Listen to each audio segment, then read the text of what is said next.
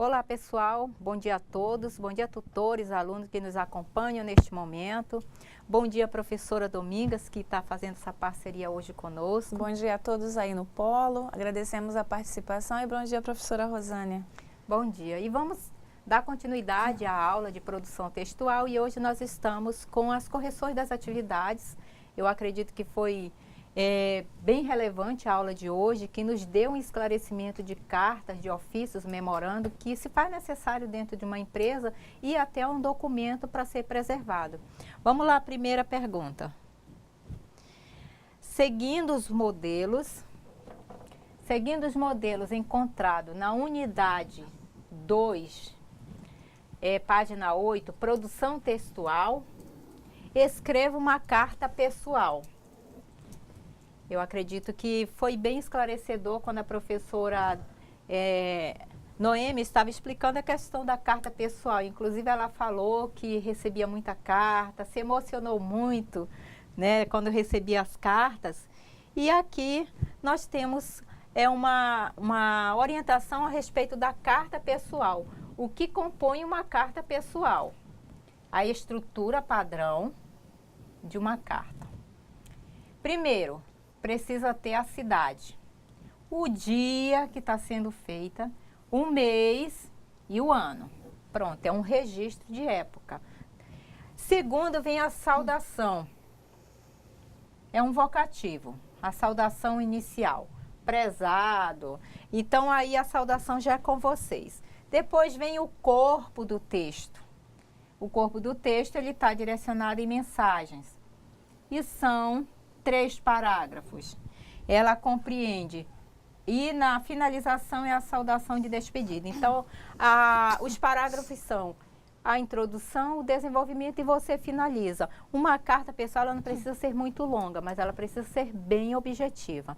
Alguma resposta, professora? Não, referente à carta pessoal, não temos nenhuma resposta, mas é importante, assim, frisar que ainda, né, de uma forma ou de outra, se mantém ainda a estrutura de uma carta pessoal, embora a gente saiba que hoje com as tecnologias surgindo, se utiliza muito o e-mail, né, para se fazer uma espécie de carta, se comunicar com o outro.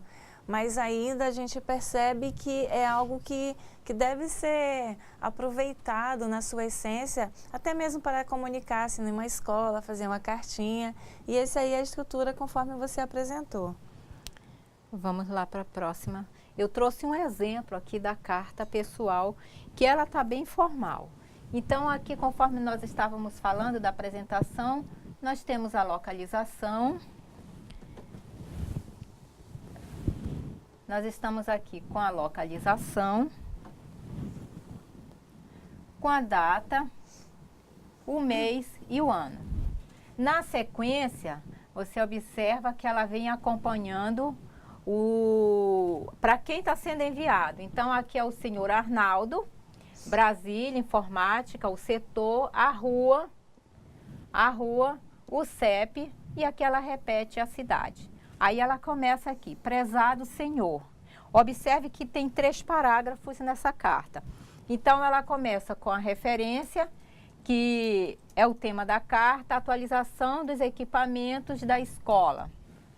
E aqui ela inicia, que é a introdução, aqui ela vem com desenvolvimento, aqui ela finaliza, e aqui finaliza o parágrafo, e aqui ela dá as considerações. Sem mais para o momento, assinala quem está enviando e finaliza aqui. Observaram que ela é bem simples, mas ela tem que ser bem objetiva, bem direcionada, bem explicada para quem vai receber poder dar uma resposta e um retorno. Tem alguma resposta, professora? Não tem, mas eu só quero registrar aqui a interação no chat, a turma combinando aí com números de celular, a participação em grupo para melhor ficar a comunicação entre eles. Eu quero parabenizar aí pela iniciativa, isso é muito interessante, com certeza vocês ficarão mais próximos aí com essa nova ferramenta. Tá certo, vamos para o próximo aqui. A segunda questão. Seguindo os modelos encontrados na unidade 2, produção textual, escreva uma carta oficial. Agora nós saímos da carta pessoal, agora vamos para a carta oficial. É quase que parecida a carta pessoal com oficial, mas tem algumas mudanças aqui. Primeiro, vem aqui com o endereço. Depois você observa aquela parte aqui já para quem vai ser enviado. Excelentíssimo senhor presidente da Assembleia da República, Palácio de São Bento, aqui ela iniciou o ano, Lisboa. E aqui ela começa bem direcionada. Excelência, observe que ela introduziu a vírgula e aí ela começa com o texto dela. No mais profundo respeito por todas as formas de expressão, pela República Portuguesa, para que o cidadão nacional possua capacidade de cidadania, damos especial ênfase às leis da Assembleia da República. Observe que aqui ela está fazendo uma solicitação, mas antes de iniciar a solicitação, ela está começando aqui muito antes dela finalizar, ela já está fazendo uma expressão de agradecimento a ele e chamando de excelentíssimo senhor. Mais alguma pergunta, professora? Resposta? Só a participação aqui da Giovana de Extrema, onde ela solicita, né, através aqui da carta, conforme orientado, que seja vista aqui para se verificar melhor como vem a ser o sistema de avaliação, né? Ela pede que seja revista através desse documento que ela está usando, na realidade, para exemplificar um pedido da atividade. E ofício a professora Noêmia, né? Só um pouquinho aqui, que ele é bem rápido. É a professora Noêmia do Polo de Porto Velho. Nós agradecemos pelos trabalhos que vêm sendo desenvolvidos na disciplina de produção textual e educação escolar. No mais, agradecemos sua atenção, atenciosamente, Giovana. Por enquanto, só temos essa. Então, vamos para a próxima questão aqui. Na questão 3, diz o seguinte: quais os elementos básicos da redação oficial? Resposta: dia, hora, local e, como nós falamos anteriormente, o objetivo. E aqui ele completa: objetivo da reunião, deliberações, encaminhamento dos trabalhos posteriores, hora de encerramento da reunião e assinatura dos participantes. Então, aqui você observa que numa redação oficial, onde existem participantes, todos têm que estar cientes do que foi tratado, todos têm que assinar e sempre que for assinar, observar se está inserido a data que foi feita a reunião, a hora, o local e o objetivo da reunião. Você sempre tem que acompanhar esses processos aqui quando se trata de uma redação oficial.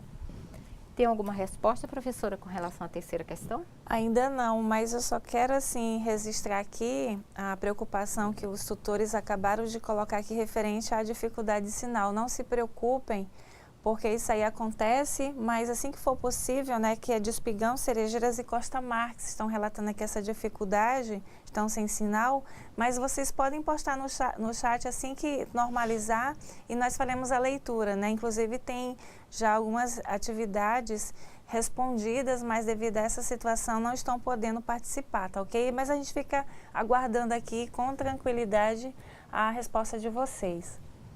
Então vamos para o próximo. E aqui tem a redação oficial, né, que é um exemplo aqui, que são as considerações preliminares. A redação oficial caracteriza-se pela impessoalidade, pela formalidade, concisão, clareza de texto. Então, quando ela fala que essa redação oficial, Até quando você vai redigir uma própria redação, um texto científico, você deve levar-se em consideração essa questão do impessoal. Quando ele trata-se do impessoal, são palavras que você vai estar utilizando, percebe-se, no entanto, portanto, porém, você nunca pode dizer eu, tem que ser sempre no impessoal. Isso acontece muito quando você está desenvolvendo um texto dissertativo, até no vestibular, né, professora? Isso acontece e você às vezes é eliminado porque você não levou em consideração algumas preliminares de uma redação oficial, que não deixa de ser a própria redação que é solicitada. Até no Enem, quando tem muitas redações, eu observo que eu já acompanhei algumas redações e há a questão de as pessoas estão fazendo seus textos, mas elas não levam em consideração essa impessoalidade aqui. Estão sempre colocando o eu. Exatamente. Então, em relação a essa parte escrita, né, de uma redação, é importante vocês ficarem atentos a essas características dela de formalidade, impessoalidade, a concisão e a clareza de texto. Por quê? O que acontece é que ela também muitas vezes é cobrada em outros concursos públicos. Você vai fazer concurso para docente ou para uma outra área, a redação ela é cobrada, então é importante que você já tenha noção desses pontos aí que são exigidos, até mesmo para você organizar e elaborar um bom texto. E continuando aqui, tem uma redundância aqui de palavras, não leve em consideração essa primeira aqui, que está repetida. Aí diz o seguinte, a importância do documentos gerados por ela também deve ser ressaltada, uma vez que eles são o meio de prova de quaisquer eventualidade judiciais. Por isso que há necessidade de, quando vai ser feita uma reunião e tem-se uma pauta para ser tratada e há participantes, é preciso levar em consideração que tudo que vai ser tratado vai ser registrado, vai ser assinado e serve como uma eventual necessidade judicial que necessite de comprovação. O que vai acontecer? Tem um documento registrado. Então, lança-se mão deste documento como comprovação do que foi tratado dentro da redação oficial. Então, em todas as empresas é sempre, numa reunião fechada, sempre redigido uma ata. É preciso ter a assinatura dos participantes. Isso serve de comprovação também. Referente ao registro das atas, é importante você seguir um padrão, conforme a professora apresentou, né, passo a passo, como deve ser a organização dessa redação, né? Aos tantos dias tal, na sala tal, aconteceu a reunião tal, tais pessoas estavam presentes. A ata é um documento muito sério que depois, posteriormente na escola, ele vai fazer parte da memória, ou seja, dos registros. Porque toda reunião que você organizar precisa ter esse registro através do livro ata. É um livro exclusivo para esse tipo de reuniões e também de registros. E aqui tem um modelo de como pode ser feita, né, essa redação, levando em consideração aqui que ele está mostrando o espaço, 5 centímetros. Se for um memorando, ele vem com a numeração e o setor da onde está se expressando esse memorando, um ofício. Não esquecendo, ó, da data. Na sequência vem a apresentação para quem está sendo direcionado. Então vem ao senhor procurador-geral, o setor, o assunto, que é a pauta, proposta de convênio, e na sequência vem um texto bem objetivo, levando em consideração aqui o espaçamento de 3 centímetros. E aqui ele já inicia com texto, informamos que a proposta de convênio, aí ele lança a empresa de limpeza dos ônibus, aí ele coloca aqui o valor, o objetivo da mensagem, coloca aqui também a numeração, foi aprovado por essa empresa nos termos. Então, isso aqui é uma resposta e ele já finaliza aqui, atenciosamente, quem está enviando, muito simples, mas bem objetiva, bem esclarecida, trata do assunto que está sendo abordado. Alguma resposta, professora? Alguma consideração? Referente à resposta, ainda não temos, por conta dessa dificuldade de sinal, né, que eles já registraram, mas é importante dizer o seguinte, essa orientação em termos aí de espaçamento, tanto na margem superior como nas margens esquerda e direita, é importante destacar que não deixam de seguir o padrão da ABNT, né, que a gente sabe que são as normas técnicas. E um documento formatado, bem elaborado, ele fica atraente para quem vai ler, né? Mesmo porque tem alguns assuntos que são assim um tanto delicados e são informados dentro de um setor ou de um setor para o outro e precisa muitas vezes dessa formalidade porque se trata de uma informação. E no setor público não existe informalidade, tudo é formal. Então, para isso que esses documentos, eles nos ajudam até mesmo nesse tipo de comunicação. E são os registros, né, professora, que ficam aí para uma Exatamente. Eventual comprovação. E aqui, mais outro exemplo, né, um exemplo mais diferente aqui. Aqui nós temos, né, a numeração, né, do memorando, o local, a data, o ano, e aqui já inicia com a saudação, o texto, e aqui finaliza, assina quem está enviando, e você observa que um texto com essa estrutura mostra também a organização. Mostra a organização da empresa, a forma como eles trabalham e eles levam em consideração tudo que é trabalhado e tudo tem que ser registrado.